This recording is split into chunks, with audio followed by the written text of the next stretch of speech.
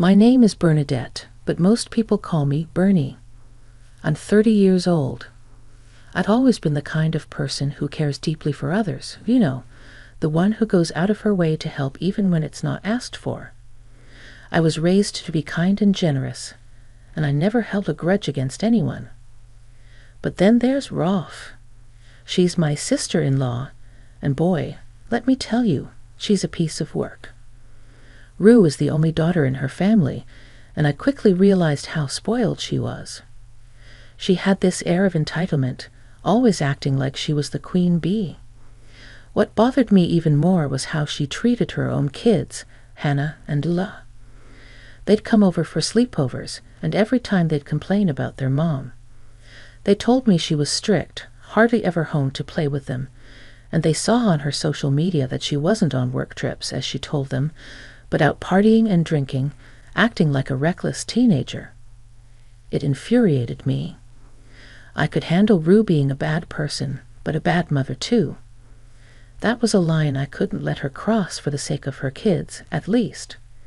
So I started feeling resentful towards Rolf, and I didn't hesitate to share my frustrations with my husband, Greg. However, he was serving in the military and was often away from home, so there wasn't much he could do about his sister's behavior or how she treated me or her own children. Despite my growing disgust for Rolf, I'd always welcomed my nieces Hannah and Leia with open arms. They were such bright and wonderful young girls. They enjoyed spending time with their cool Aunt Bernie, as they'd often call me. Whenever Ruth would come back to pick up the kids after her mysterious outings, I tried to talk to her in private. I'd tell her that what she was doing wasn't right, and that she needed to step up as a parent. But Rue's reaction was far from what I'd hoped for. She'd fly into a rage, yelling and cursing at me right in front of her own children, causing a scene, making a mess in my home. She claimed that I didn't know anything and that I had to stay out of her business. Maybe you think I'm wrong for telling a parent how to parent, but how couldn't I? I saw how those girls were feeling, and how sad they'd be when they had to return home. Something had to give, right? This went on for a while, and I brushed it off until one day I received a text from Rolf. She threatened to make my life a living hell if I kept on talking about her life choices. I was frustrated and feeling cornered, so I decided to reach out to my mother-in-law. To my surprise, I found that she had blocked me. It wasn't just her either. I soon discovered that other in-laws had blocked me too. I couldn't understand why they would do this, but I had a strong hunch that Ruth was behind it all. She treated me poorly ever since I joined the family, and this was just another example of her vindictiveness. Frustrated by the situation, I decided to take matters into my own hands. I contacted Rue and arranged to meet her for a serious chat, as it appeared no one else was willing to put her in her place. We met up at a local coffee shop, and I began by calmly explaining that I didn't appreciate the way she'd been speaking to me. I wanted a productive conversation, but of course, Rue's reaction was far from constructive. She started yelling at me as she normally does, but this time I wasn't having any of her BS. I told her that I wanted to have a productive conversation, making it clear that if she wasn't willing to talk to me like an adult, I'd leave and never bother her again, and I would expect the same from her. This made her stop in her tracks for a while, typical. I could see the cogs moving behind her eyes, and she was seriously debating whether or not to talk to me rudely. It was clear that Rue had stopped yelling for a moment, because she knew she had the advantage of free babysitting services from me whenever she wanted to go out on her escapades. However, just as I suspected, Rue's bitterness and anger got the better of her, and she felt attacked by the truth, which only fueled her anger. "I just want to talk about the way you treat me. It's not right, and you know it," I said. "Who do you think you are? You have no business telling me how to act. I'm a grown woman," she retorted. "Then act like it." "Why do I have to be here telling a grown woman how to treat people?" I replied. "Everyone says that you're awful. No one says that. "It's only you," she shot back. "It's everyone, sweetie. They just don't want to tell you because of how you're reacting right now. You don't tell me what to do. I'm just trying to have a productive conversation here. If you're not willing to do that, then maybe we should end this discussion. You think that you can come in here and judge me, huh? You judge my parenting like your mother, Mary. You know what? I'm going to make your life a living hell, Bernie. I'm going to make sure that no one speaks to you in this city ever again. How would you like to be branded as a wife who's cheating on her man who's serving the country? It's not like it hasn't been done before. Everyone will believe me, and no one will believe you. Why are you so full of hate and anger? It's not enough that you've convinced all of our in-laws to block me, and now you're threatening to spread rumors about me? You're honestly sad and pathetic." We went back and forth for a short while, and I was just completely drained from this sad, bitter woman. "I'm done, Rolf. I can't deal with your behavior anymore," I said as I was walking out of the cafe. Rolf was shouting insults and lies about me, making me seem like I was the bad guy in the situation. Feeling drained by the confrontation with Rolf, I decided to take a step back and focus on my own life, wanting to avoid the negativity that my sister-in-law brought into my world. Meanwhile, Hannah and Lila began reaching out to me more frequently after that altercation at the cafe. They would sometimes be left alone for days on end with no one to care for them, being forced to fend for themselves. I obviously grew worried about the well-being of my nieces, especially after learning that Rolf had become even more hostile towards them since Child Protective Services, CPS, had paid a visit. I was the one who decided to call CPS because I genuinely didn't know what else I could do. I couldn't just sweep up the kids myself. Ruth was so crazy she might have charged me with kidnapping. I called CPS, hoping that they would protect my nieces. However, the situation remained unchanged. Rolf always seemed to get wind of CPA's potential visits, and that's when she would put on her Mother of the Year hat and act like she was the best mother in the world. Hannah and Lila would tell me on the phone that this CPS visit made her more hostile towards the kids, and I was caught between my desire to help my nieces and her fear of making their lives even worse. Every so often when Hannah would tell me that Rue wasn't around, I would drop off food and drinks and board games at their home. If I was feeling extra risky that day, I'd sit down with them and hang out because no kid should be left alone. I just couldn't help but wish that Ruth would put her pride aside and ask for help in taking care of the kids. She knows that I love those babies to death, and that Ruth could spit in my face, but I would still take care of Laya and Hannah. But Ruth's stubbornness seemed permanent. I couldn't believe my eyes. When I opened the door and saw Ruth standing there, she looked disheveled and helpless, like she'd spent the last few nights on the streets. "Ruth, what are you doing here?" I asked. She hesitated for a moment and then revealed something that left my jaw on the floor. "Bernie, I don't know where else to turn. I've hit rock bottom, and I need money fast." "It's for the kids," she said. I could feel the weight of her request, but her previous actions had made me cautious. "Why not ask your own family for help?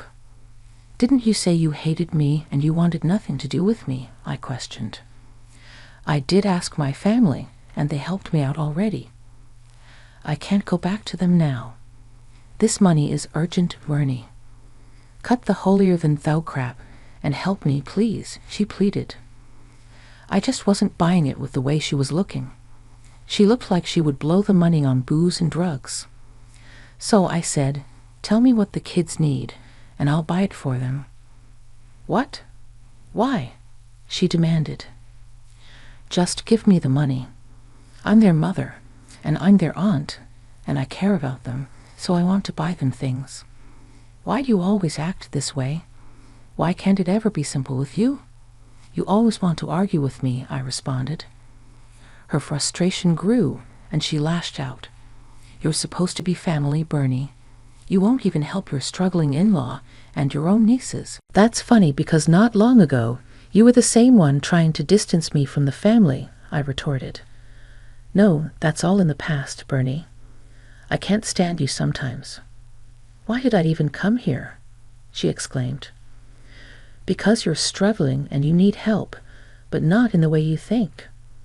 I think you're going through something, and I'm here to help you if you just let me, I replied. I don't want your help. I don't need your help. Coming here was clearly a mistake. Thanks for reminding me how useless you are, she snapped, turning away to storm off.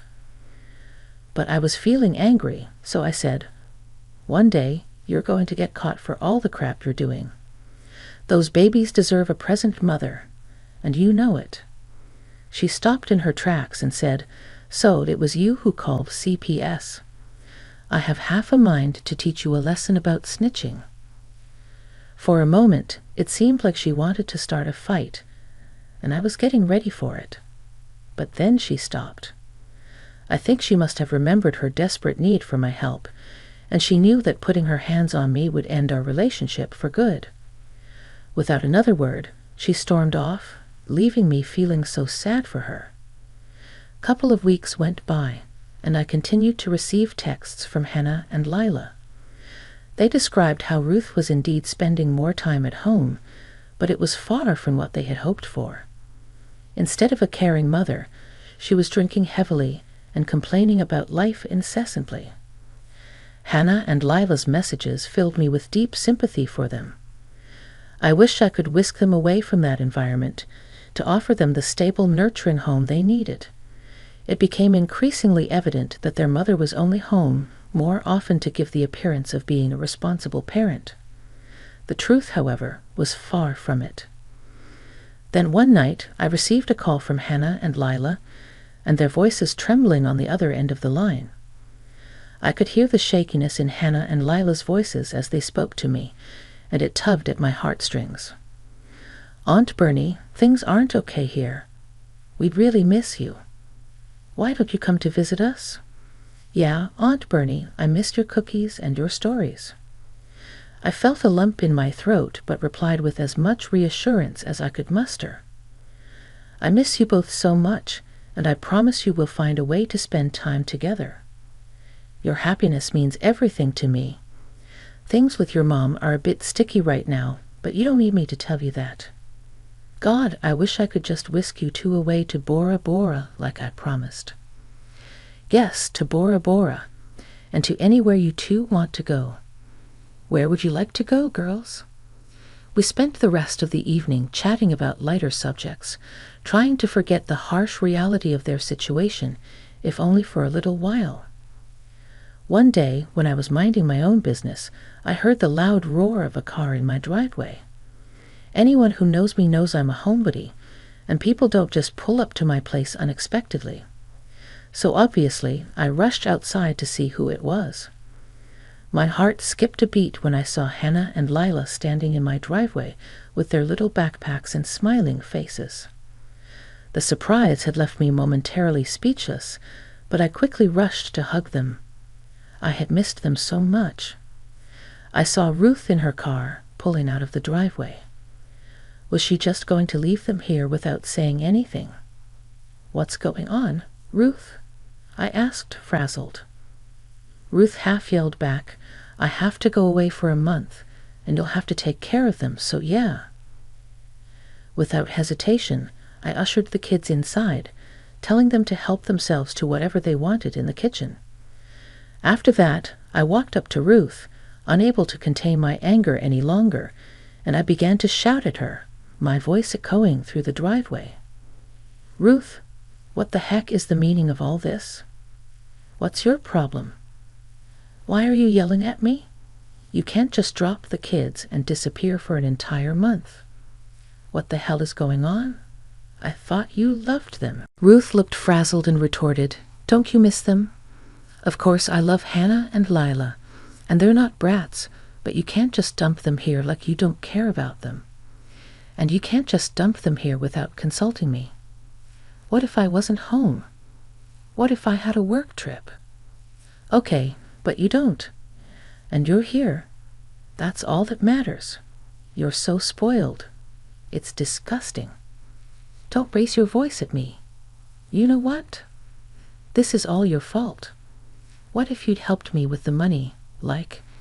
I asked, I wouldn't have to do this. I wouldn't have to slave away for an entire month just to make ends meet. You were the one who said I had to be a better mother, and that's exactly what I'm doing. Okay, where are you going? Why is that your business? What if the kids need you? What if they get sick? How am I going to contact you and get hold of you if I don't know where you're going? There's this thing called a text message, Bernie. Look it up. God, you're insufferable. So, you're going on some secret mission then? I don't get it. Why can't you just tell me where you're going? Because it's none of your business. You know what? I think that you're going to your little drug parties. What? Why would you think that? Because you're a mess, Ruth. You don't know anything about me. Maybe, and honestly, I'm glad. Maybe it would be better for everyone if you just went away and never came back. You certainly won't be missed. Ruth was hurt by my words. I saw her face twist, and it looked like she wanted to cry, but she quickly recovered and started yelling at me all over again. Oh, you would love that, wouldn't you? Well, unfortunately for you, I'll be back to take my kids. They love me, and they need me. I couldn't be bothered to listen to the rest of her spiel, so I headed back inside the house while she continued to shout at me in the driveway.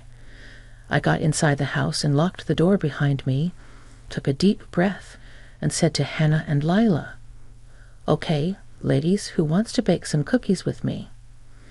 As the days flew by, I cherished the precious moments with Hannah and Lila. My heart swelled with love and appreciation for these beautiful, smart nieces of mine. I couldn't wrap my head around how they turned out to be such loving, kind children despite being raised by the devil herself, but I wasn't one to question miracles every day. Hannah and Lila would open up about the things their mother had done to them. The verbal and physical abuse, even denying them food. It made my blood boil, and I knew I had to devise a plan to ensure the girls would be well taken care of. Hannah, always the little detective, created a burner account to follow her mom. At some point, Ruth had blocked the girls and me from viewing her social media. I guess she figured out that she was being sloppy with her rendezvous, but now with the burner account, we could see the pictures and posts of Ruth living it up during this month when she was supposedly working to support her kids. My suspicions were confirmed, and I knew Ruth wasn't off being productive. Instead, she was drowning her sorrows and neglecting her responsibilities. Lila's eyes welled up. "What's wrong, sweetie?" I know that this won't last forever. I know that she'll come back, and I don't want that." "Me too, sis. I wish we could stay here forever. Why can't we stay here?" "Well, sweetie, it's a bit complicated. She's your mother, even if she isn't a good one. She's still your mother, and the laws make it very difficult for kids to live with whoever they want, even if they're completely in the right." I hugged them both tight and promised that everything was going to work out for us. I told them I would figure something out and make sure that they were protected, even if I couldn't physically be there for them. As the month was ending, Hannah and Lila grew increasingly nervous. The thought of going back home with their horrible mother didn't bring them any comfort. I tried my best to stay strong and calm for their sake, but I couldn't deny it. I was also feeling pretty sickly and nervous too. That Ruth lady was something special. True to form, Ruth arrived a day later than expected, and when she stepped out of the car, she looked like a complete mess. Her hair was disheveled, her eyes bloodshot. She clutched a cigarette between her shaky fingers. Hannah, was still clinging to me. "Come on, girls, I don't have all day. Get in the car." Ruth waited for her children to run to her. She probably envisioned it, but they didn't. Frustrated, Ruth began yelling at her kids, ordering them to move and come to her so they could go home. She even tried to bribe them with the promise of pizza, but it didn't work. "Aunt Bernie, I don't want to go with her. Please don't make us go with her." And that moment right there completely broke my heart. I mean, how could I say no to that? I just couldn't.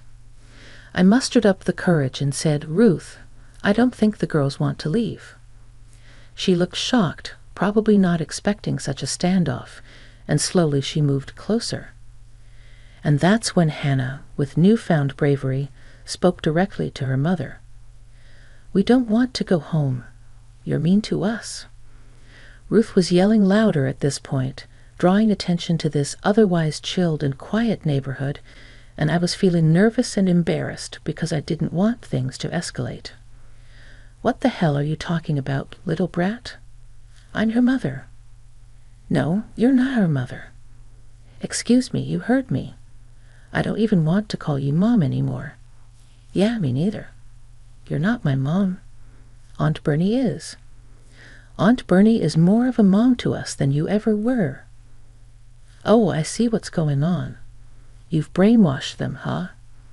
This was your plan all along, wasn't it? To get them to be on your side and to leave me in the dust." "Ruth, I can assure you I never told them to say any of this. I'm hearing it for the first time, too." "We're not lying. We want to stay with you. You're our real mom." "Why do you even care, Ruth? Wouldn't it be better this way? You never wanted us, and you don't even love us, so why can't you just let us live with Aunt Bernie?" Ruth seemed stumped at this point. She started blubbering and muttering some excuses, but it was all nonsense. It seemed like she had finally shut up. Being denied as a mother and having your kids call someone else their mom must have cut her pretty deep, because I've never seen Ruth that embarrassed before. I don't know what to say. Let's be honest here, Ruth. The kids have a point, and I think they're old enough to know what they want and what they don't want. And clearly, they don't want you. But why? Why doesn't anyone want me? Come on, Ruth, don't act like you didn't do this to yourself. You've been such a horrible human being, so don't be surprised when people don't want to be around you anymore. I just didn't think that my own kids would deny me. Your daughters are the smartest, most beautiful people I know. You couldn't have treated them so poorly and expected them to love you unconditionally. That just doesn't make any sense, Ruth. You're smarter than that." Ruth didn't even have any more words. She looked at her daughters pleadingly, but she couldn't even bring herself to say sorry or ask, "How can I make things better?" Hannah and Lila were ruthless, turning their backs on their mother and getting back inside my house as if to say, "We're done with you." I stood there with Ruth, and she slowly retreated back to her car without saying a word. I didn't know what to say to her. I guess her spirit was completely crushed.